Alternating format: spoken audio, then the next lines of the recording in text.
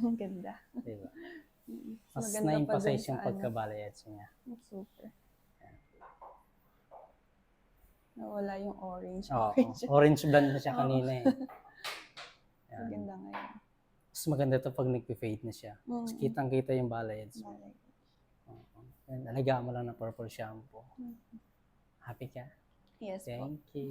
Thank you so much. Picturean ko na rin din sa Sure likod. po. Ha? Okay. Okay. Thank you. Thank you.